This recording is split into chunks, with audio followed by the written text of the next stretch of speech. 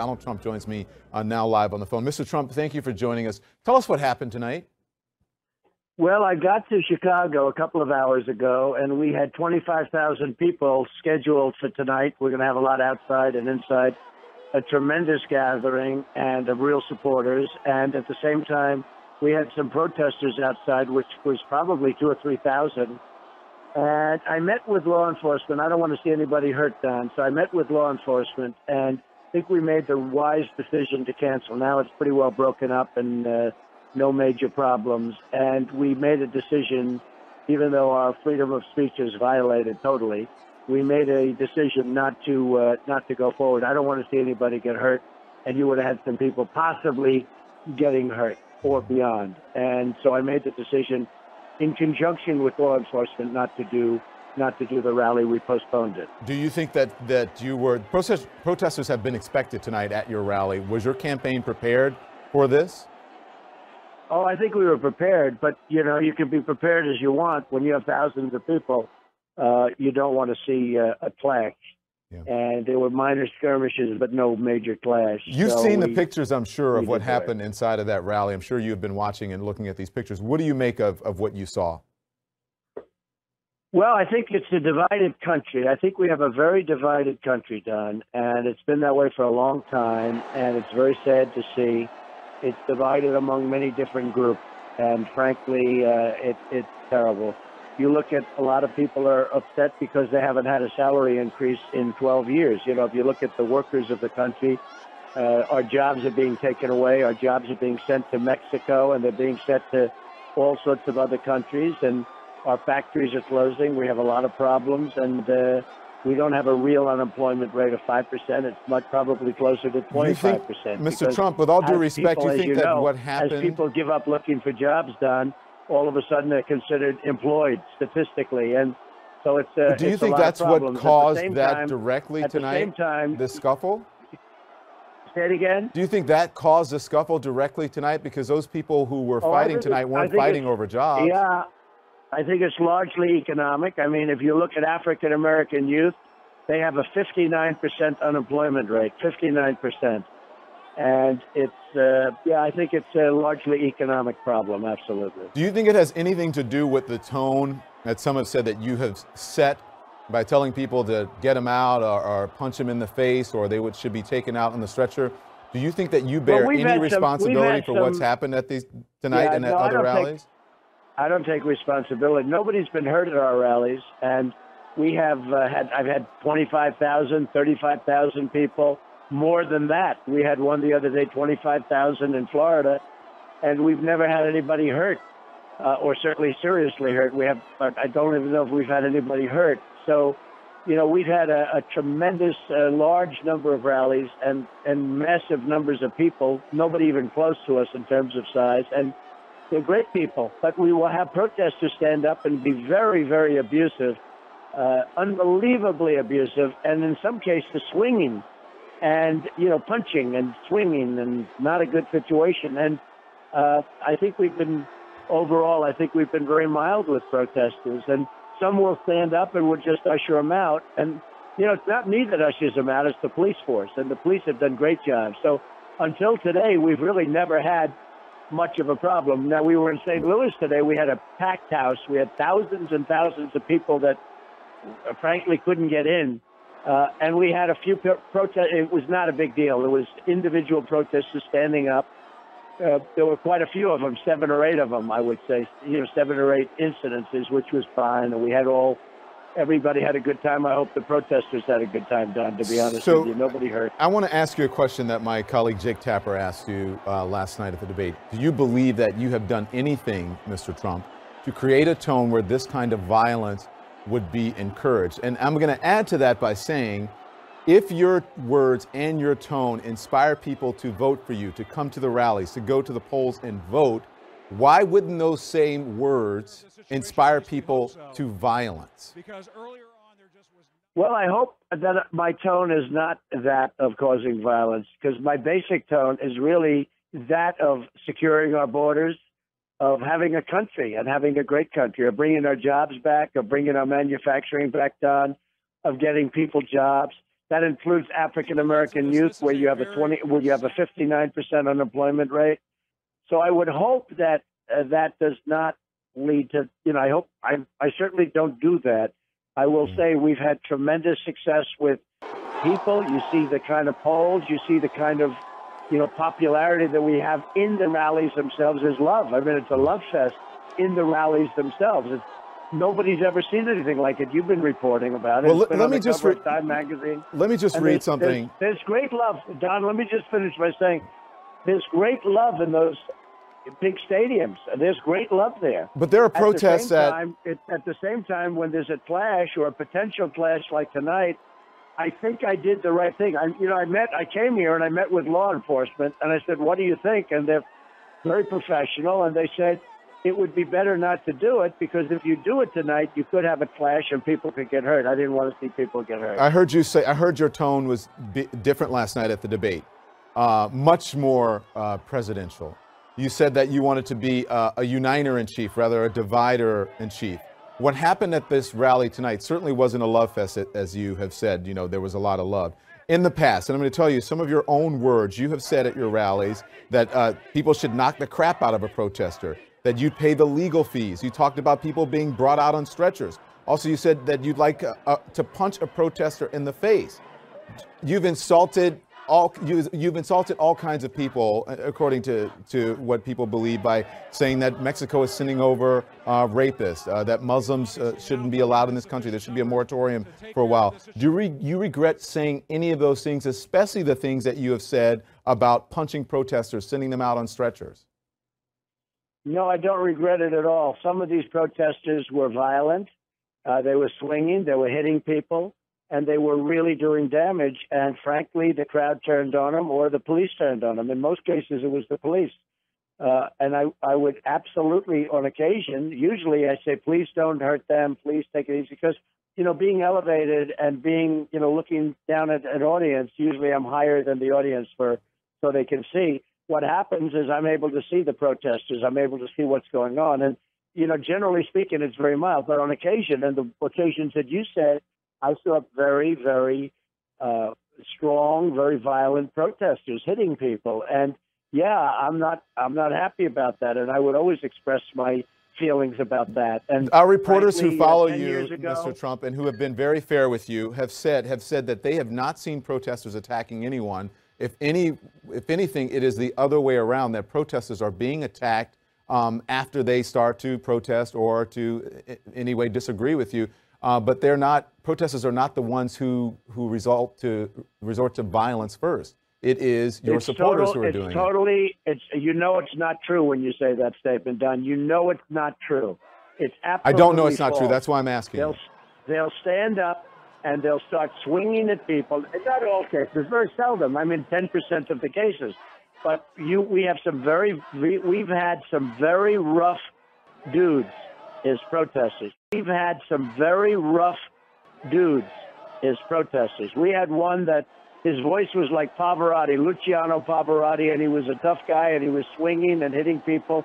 And then people turned on him and started swinging at him, and ultimately they were successful, and we got bad publicity for it. It wasn't their fault. This guy was a pretty tough cookie and a very loud guy. I don't mind the loud, but he was very violent. And the next day it was like he was this innocent little lamb, and I saw what happened. He was very violent. So we don't go in there first. They start, and usually it's not us anyway, Don. Usually it's the police. We have police forces all over the country who have done a fantastic job, but usually it's the police force. Well, that's the way it goes. Protesters will say, well, that's only highlighting why they're there protesting about the police, is that police are being heavy-handed in their communities and now are being heavy-handed at your rallies. So it seems to be making their case, if that is indeed what you're saying right now. Well, let me just say, let me tell you how unfair things are. Like, I'm watching CNN right now, and I have seen the same scene on CNN for the last hour and a half. The same, in other words, you take the worst scene. If you really look at it, if you really want to look at it, most of the people have dispersed, and we made a great decision not to have the rally. But you continuously show the same scene of the guy in the green jacket taking a swing at somebody else. and all of the. I've been watching it for the last hour, more than an hour. Of course we do, and there's a distinction about. I mean, you're covering it live. Don, you shouldn't be showing the same one scene over and over and over again. You should be showing it live. Well, what we're doing is showing an example of the violence that happened. Just as when you're on a campaign, on the campaign trail, you use examples of the worst of things in order to make a point. And so now we're looking live. But you don't have anything saying that it's not live, and frankly, it says Donald Trump speaks live with Don. Okay, so this what you're looking at right now is live. You're showing a scene that took place 2 hours ago, Don, and it's not good reporting. It's not fair. What you're looking at right now is live, Mr. Trump. This is live. These are the streets of Chicago outside. Yeah, but if you look at that, that's a very small portion of the people. Yeah. Most of them have been dispersed. So just to be clear, I want to ask you. They're safe. There's very few people hurt. And we should be given credit for that. We made a very wise decision as opposed to going forward, leaving and postponing it for another time. It was a wise decision. Now, at the same time, all of the Trump supporters have been really treated unfairly because First Amendment says we have a right to speak. I mean, we have a friendly rally. We have a right to speak. And we were stopped from having that right of freedom of speech. Are you going to postpone every rally because of the threat of protesters?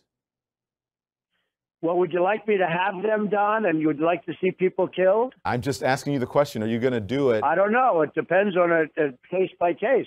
But I mean, if you'd like me to have them, and people would have been hurt very badly tonight. I mean, again, I'm looking at scenes that just a little. This is live, Mr. Trump. You're looking at these are live scenes. I'm talking about. I've been watching all these scenes so many times ago, and they're 2 hours old. Mr. Trump, I have to ask you just for clarification. Most of the people have been dispersed, and we've been given great credit. And law enforcement gave us great credit for making the right decision. Mr. Trump, I have to ask you just for clarification. You have no regrets about anything that you have said. We have had great success. We have fantastic support, and we have fantastic supporters. We have said strong things when people were wrong. When people were wrong, we have said some very, very strong things. Now, getting back to before tonight, when I talked about illegal immigration, I have no regrets whatsoever. If I didn't bring up illegal immigration, it wouldn't even be a subject of the campaign, Don. It's become a very, very important subject. And if I didn't bring it up, people wouldn't even be talking about it. And frankly, it's really hurting our country badly in a lot of ways. From a crime standpoint and from an economic standpoint and from a drug standpoint, drugs are pouring into our country through the southern border. It's hurting our country very, very badly. So if you think I should say, oh, gee, it's too bad I brought up the problem of illegal immigration at our southern border in particular, I am not at all. I'm very proud. What about in particular the things that you have said in rallies about taking them out on stretchers and that sort of thing? Do you have any regrets about what you have said about protesters? These were bad. No, I don't have regrets because these were very, very bad protesters. These were bad dudes. They were very rough, tough guys, and they did a lot of damage before they were taken out. And they weren't taken out on stretchers, frankly. They weren't. They ended up doing damage. Nobody talks about them. Nobody mentions when the protester is a violent protester, and that happens. And it happens not often, but it happens. And when it does, I will talk about that protester much differently than I talk about most, where we just have fun. Okay, I have to ask you this, Mr. Trump. David Gergen says that the candidate sets a tone for the campaign, okay? But my question is that you say that you want to be a unifier in chief. You say you can be presidential and show leadership. Moving forward, what are you going to do about this? Well, I don't like seeing violence at all. I'm not a person that wants to see violence. I'm not a person that wants to see people hurt. And that's why I put out the statement before, and it said, go home in peace. And that was important to me to put that down. So I'm not somebody that wants to see. Now, you have certain groups that are agitating groups that also, these are people that cause problems, and they have caused problems, and they're happy to cause problems, and they stop the right of free speech for other groups that are totally nonviolent groups of people. But people, nevertheless, Don, they're not angry people, but they're very angry right now about the way our country's run. They're very angry at the fact that our jobs are going to Mexico and China and Japan and every other country except ours. They're very angry. Do you think it would help, Mr. Trump, if you met with some of these protesters to try to understand what what they Well, I have to wouldn't say? mind meeting them if the meeting was in good faith. But, you know, a lot of them don't. They just have fun. They make this a career. I mean, this is a career. Protesting is a business for them. But it doesn't happen like this at I don't want any to other waste a lot rallies, of but your people's time. rallies.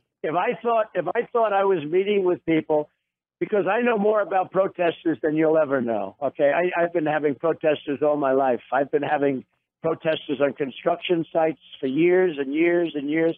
I know more about protesting and protesters than you'll ever know, Don. And I will tell you, I don't mind meeting with protesters as long as I know that it's in good spirit and they're not professional agitators. So if you are willing to meet with them, as you said, what would you say to them? Well, I wouldn't say to you right now what I say to them, because I wouldn't do that. I don't want to waste a lot of people's time and the audience's time. But it depends on the situation. But I've had protesters all my life. I've never had any problems. And frankly, I think we did a good job tonight. I think a lot of people are giving us a lot of credit. That instead of going in, and it would have been actually much easier to do, going in, making a speech, perhaps having some major clashes, and certainly maybe the real problem was going out. You know, we had 25,000 people that signed up and that wanted to come, and we were able to keep many of them away by informing them earlier that we're going to be doing what we're going to be doing. But, you know, a lot of people are giving us a lot of credit. Will you tell your supporters to ease up on the protesters, on the violence? Well, the protesters are really some of them are very violent, and I'm not even sure they can control themselves. I think the people that are at our place are, you know, I fill up stadiums. We have 35,000 people. Last week we had 25,000 people in Florida. You know, I have very large rallies, and there's tremendous support. And you know it better than anybody. You cover it, but there's tremendous support. And I have to tell you, Don, there's a lot of love in the room. People love the country. They want to see the country. You know, the whole theme is "Make America Great Again." Well, but Mr. Trump, the reason I asked it. you the question earlier about your tone and how you inspire people, obviously you have inspired people, thousands and thousands of people every single day to show up at rallies all over the country. They're coming to see you. If your words can inspire them to cheer, to go to the polls and vote, to speak out for you, don't you think your words in some way can inspire them to violence and incite violence as well? Don't you understand that you can't say in one tone, No, well, I'm getting people to vote for me, but my words have meaning, but then on the other violence. hand, my words don't have meaning when it comes to another particular issue? Yeah, well, I certainly don't incite violence, and I don't condone violence, and I don't talk about violence. Now, if a protester is hitting a woman, or if a protester is swinging his fist at a man or a group of men, and if they end up going back, I'm not looking to do him any favors, frankly, because that's the way life is. Yeah. But I certainly don't condone violence, and it's not acceptable to me.